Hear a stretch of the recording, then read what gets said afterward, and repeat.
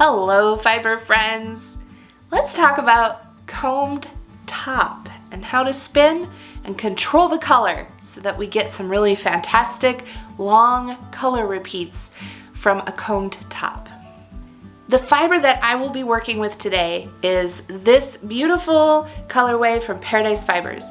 They sent this to me in the monthly subscription box. I have links that are affiliate links in the description of this video if you'd like to purchase this yourself. But the things I'll be talking about apply for any combed top. So it doesn't have to be this one. You can use anything you have in your stash or the newest, latest fun colorway that you find at a fiber festival. This will work for any of it. This is a great example of a comb top that has that really just brilliant eye-catching color. And if we look at it, what makes this a comb top is that the fibers have been combed and aligned. So they are all going the same direction as opposed to carding where they would be all going different directions. They're all going the same direction.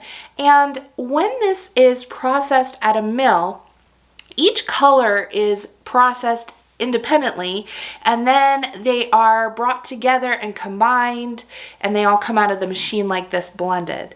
And so these colors run the entire length of the combed top. You can kind of pick a color and follow it the whole length. And that's a little bit different than some of the dyed comb top or dyed roving that we might see from independent dyers, which can be absolutely beautiful. But in those, we have sections of the color.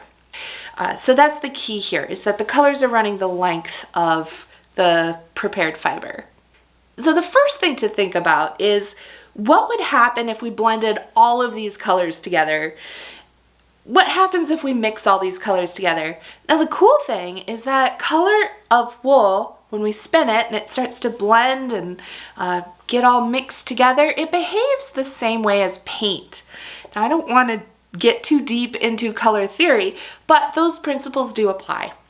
So let's get some paint colors, mix them up a little bit, and see if we can predict what this comb top would look like if we just spun it just straight as it comes. As we look at this comb top, we notice right away that it has this beautiful teal blue color. And so I'll add a little teal blue paint. We also have some pink in this comb top. So I'll add a little pink paint and some purple, a dab of white for that kind of white gray stripe in there. And we mix these colors. What do we get? Well, predictably, we get purple. Why is that? Because red and blue make purple, and magenta and teal also make purple. So that's what we get. And then of course there's already purple in there, and so we are adding to the purple with more purple, and we have this white stripe in there which may lighten the color a little bit. Not too much though. It takes a lot of white to overcome these darker, more saturated colors. So what we end up with is a blend of purple.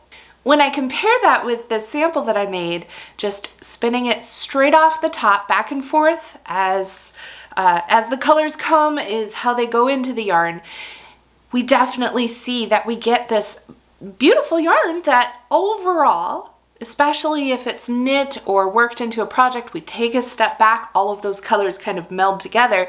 Visually, definitely, we see a purple color coming from this comb top. So if you find a comb top that really just captures you with its color, you can predict how it's going to behave in a yarn as it's all spun up by blending the colors that you see in the comb top. Now, what do you do if you want to maintain those colors and keep them from getting very blended into the comb top? Well, one trick that a lot of people do is to spin from the fold. You'll pull a staples length off of the comb top and fold it over your finger. That's why we call it spinning from the fold. As you spin off the tip of your finger, the colors are going to come off of the comb top and into the yarn in an order that they are presented in the comb top. Instead of having all the colors come together into the yarn, you are going to have more section, more distance of the yarn as it works its way across each stripe of color and then each stripe of color. And doing it that way will give you a little bit more of a color repeat across the yarn. And visually, that can help you maintain some of the appearance of the colors without them blending as much. But there are a couple things that happen with that. One, of course, if you ply, it will start to blend even more. And number two, it's a little bit random. Let's take a look at the yarn that was spun across the top, just straight as it comes. And you can see there's a lot of blending, and you can see those little stripes within the individual strands of the yarn. And then when we compare that with the yarn that was spun from the fold, we can see that there are longer sections of color, and we don't have quite as much of the color blending within the individual strands of yarn. And that will have an impact on the color and how it looks in the overall fabric. And I think there's a way we can spin from comb top and have a little bit more control than that. And so what I want to test out today is to create long color repeats from a comb top. We are going to do that by pulling the colors apart. And there are two ways we can spin from the colors being pulled apart. One, we can pull them apart into piles and spin one color from each pile and then one color from each pile. Or we can put it on a blending board and create some self-striping rolags. So let's do that. Let's pull this apart and play with this color. The way that I do this is to open up the combed top. You'll find that it sort of has a break point where it unrolls, and you can see all of the colors as they align across the top. And then the trick there is that there is no trick. You just start pulling apart the colors, grab a color, and you can usually get it to peel off all the way down the top. Now, if you have too much, it feels kind of unwieldy, you can divide it out and make shorter sections that you peel apart. That is totally fine.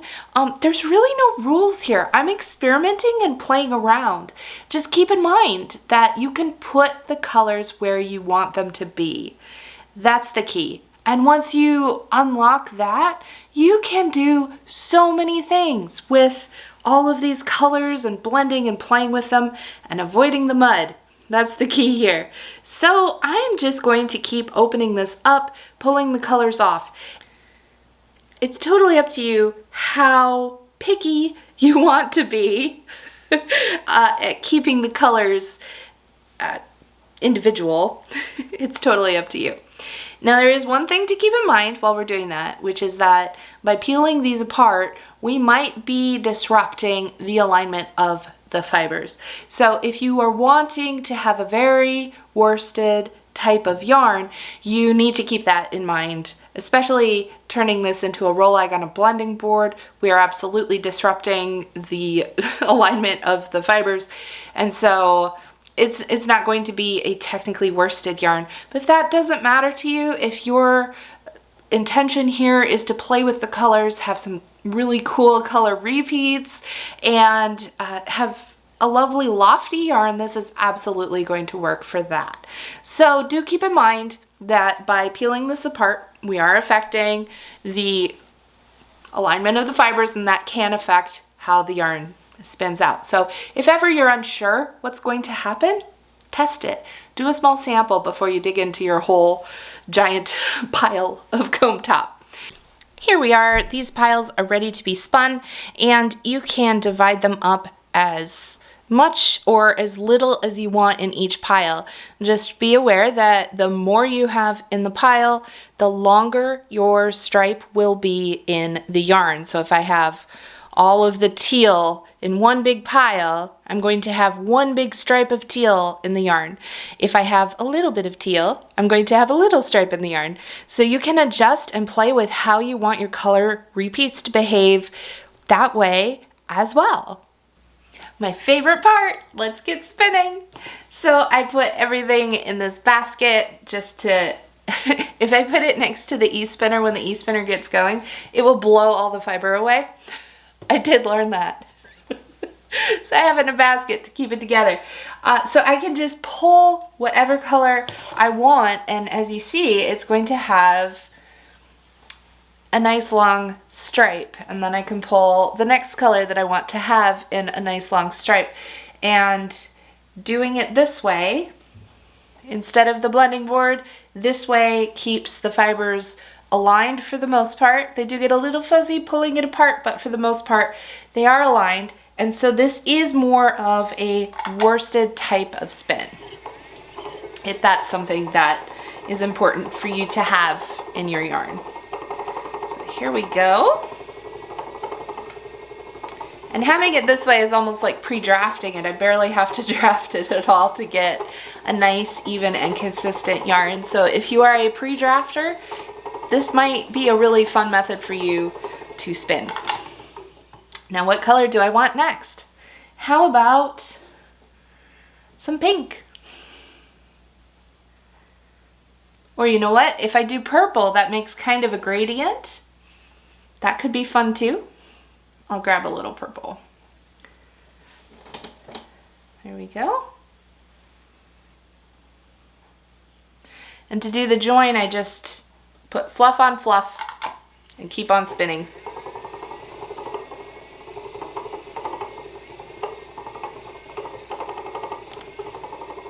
Now stay tuned, I'm going to show you how this turns out, but next let's split up the other piece of comb top and take that to the blending board for some rolags.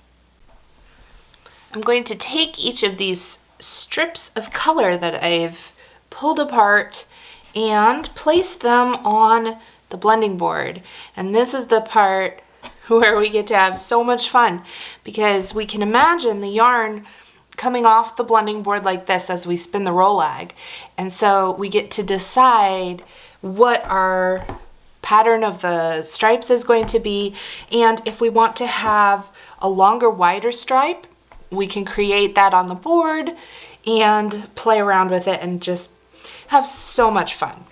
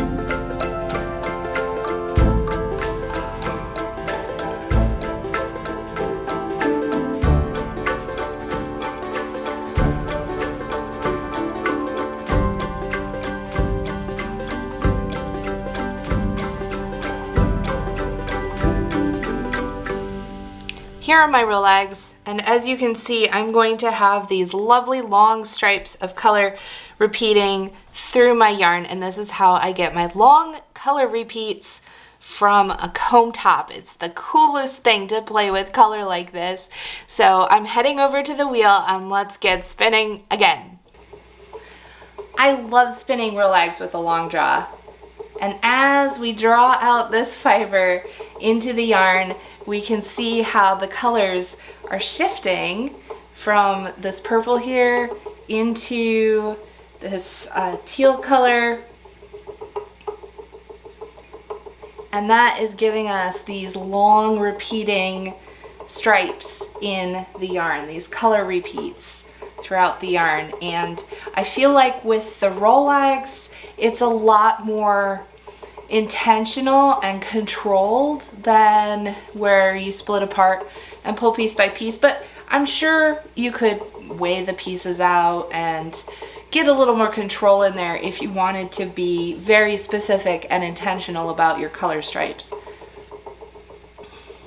But now we are finishing up this teal color, and we're coming into this magenta pink color.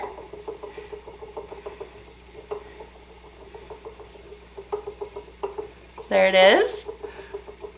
It's just so much fun to watch as these stripes are appearing and creating across this yarn.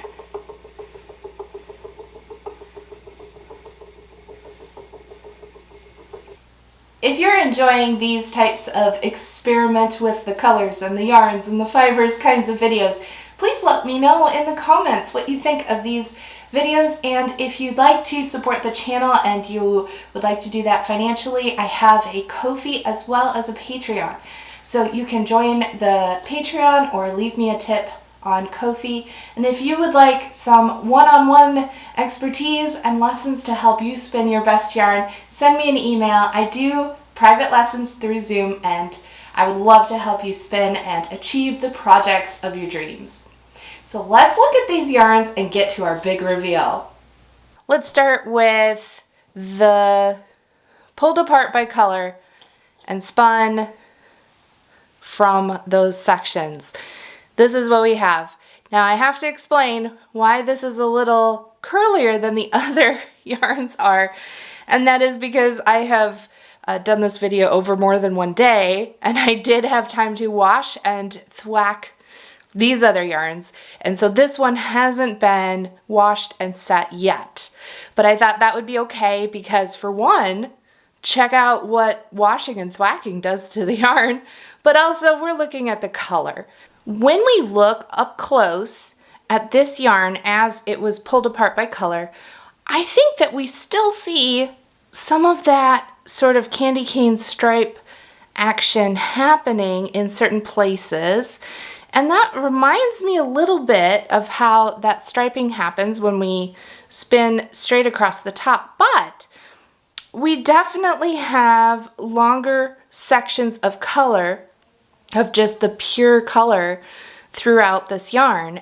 Then when we look at the yarn from the blending board, oh my goodness, what a star of the show. This one has been washed and thwacked. It's a very lofty single. This is beautiful. I would love to work with this yarn, put it in a project. And we get these long color repeats, matching the color repeats as they were set up in the rolags. And it's beautiful. And this is just the coolest, most fun way to play with all of the colors that you can get in various combed tops. So there is our star of the show. No mud here. This is absolutely a long colorway repeat yarn.